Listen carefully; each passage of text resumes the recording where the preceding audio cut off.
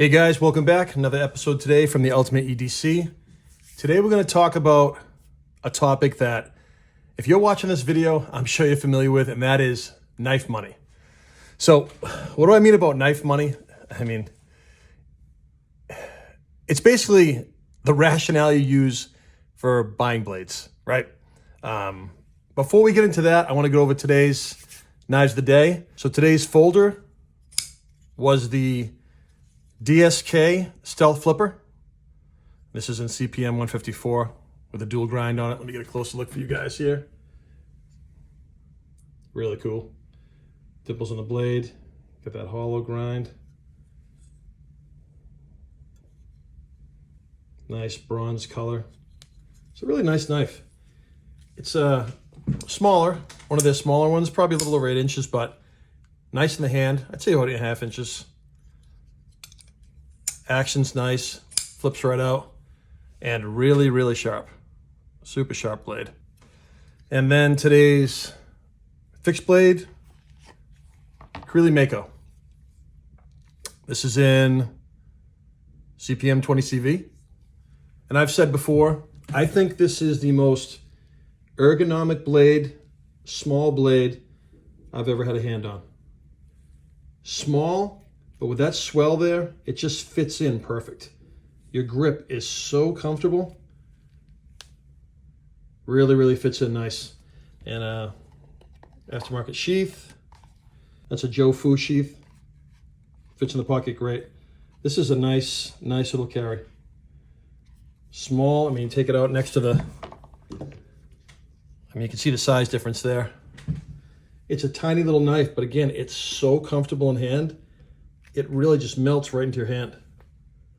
And I always put my bead with the rawhide and the glow bead on there. This just helps give me that purchase, because if you didn't have that, it's just tough to really get a little bit of that purchase on this. So just grab the bead, comes right out. Highly recommend if you haven't tried a Acrylic Mako, give it a shot. All right. So back to the topic at hand, which is knife money. And what I mean by that is, why I'll spend X amount of dollars on a blade without even blinking, but I'll stare at a $20 t-shirt for 10 minutes like I'm making a life-changing decision. You know what I mean? It's just like, how come I can make these decisions so easy in some aspects and I can't in others? I'll click the buy now on a premium blade that I've already had 3 versions of and not even blink an eye. I'm sure I'm not alone in that. But when it comes to basic things like groceries or something like that, I'm like, I don't want to pay $5 for eggs, but good deal on a Hinder XM24, done, no problem, right? I mean, there's just something about getting a good deal on a Hinder or a Strider, what have you, Medford. No questions asked, I'm grabbing. It's kind of crazy, huh? It doesn't make sense on paper, but one's a necessity, the other's arguably a luxury item, but the luxury item just feels easier to justify. The X amount of dollars on a knife isn't just a knife. It's a piece of craftsmanship. It's something I admire. It's something I look forward to unboxing.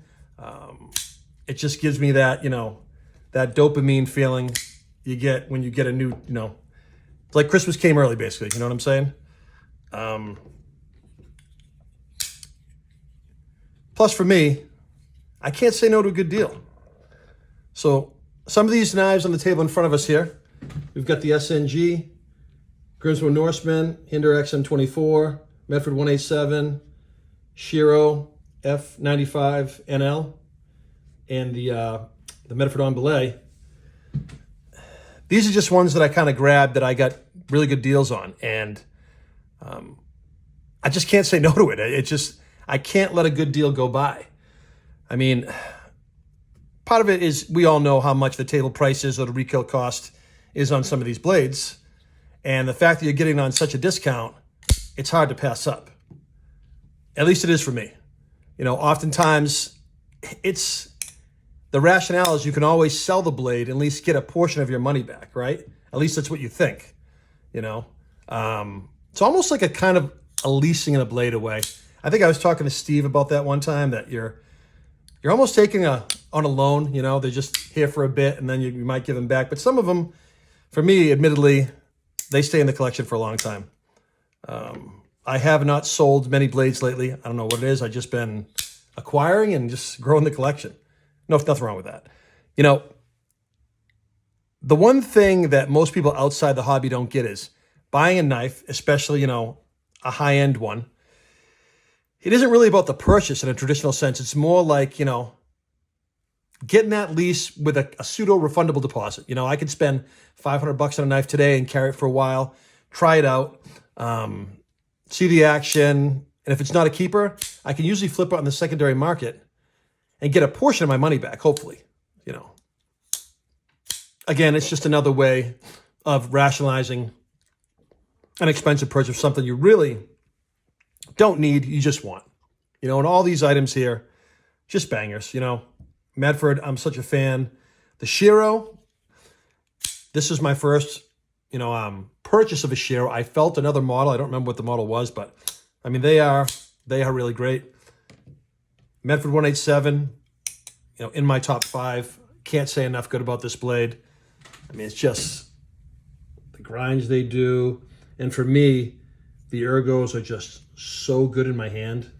Almost perfect for my hand, right? XM24, again, ergonomic excellence. And this is a full tie version with the Bowie blade. I just think it looks so, so nice, right? With the bronze and bronze. Such a cool blade.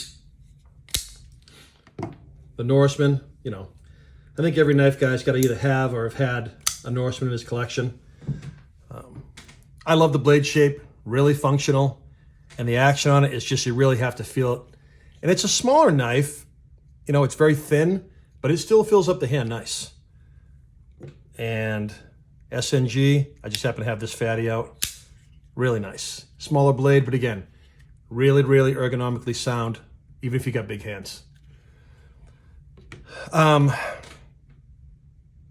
So a weird thing happened today. Somebody asked me why I'm into knives, why I'm in this hobby. And I got to admit, I was somewhat stunned for a minute when they asked. But when I got home and I kind of thought about it a little more, I mean, I had an answer, but it wasn't as, you know, robust as I'd want if I had just been able to rattle it off right away. And I just kind of said, oh, I like knives, I always have, blah, blah, blah. But to me, it's kind of just a nice break from real life, right? Honestly, things get so repetitive. Work, stress, responsibilities. It just kind of pulls me out for a while, you know? For me, it brings me back to when you could just get into something and because it was fun. You know, it wasn't about being productive or checking a box. It was just something that made you excited and, you know, have an interest in something again, which is rare as you get older. I'm sure you guys are aware, some of you. It also helps me relax, zone out a little bit, right? Forget about the real world and enjoy the moment. We all need something that keeps us from getting too heavy all the time, right? And for me, it's always been blades. It really has, and I hope I don't grow out of that. Blades is definitely my mainstay right now, as far as my you know, guilty pleasure and something that helps to keep me grounded. So that's it for today, guys. Kind of a quick one. So today I'll do today's movie rec, which is going to be 10 Cloverfield Lane. This was released in 2016. It's about a woman played by Mary Elizabeth Winstead who wakes up in an underground bunker after a car crash. And she's trapped down there with 2 guys. One is John Goodman, unbelievable actor, and another guy's name is John Gallagher Jr.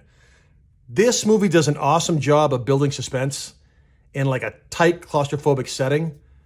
John Goodman's performance is just awesome. He steals the show. It's kind of like a part mystery, a part psychological thriller, and sci-fi. It's got definitely a sci-fi element to it as well. If you like movies that slowly reveal their secrets throughout the, you know, the pace and keep you on your toes, definitely check this one out. 10 Cloverfield Lane. You won't be sorry. All right, guys, that'll be it for today. Leave me a comment below, and if you liked what I did today, just leave me a like as well. All right, guys, thanks. Have a great 4th of July. Be safe.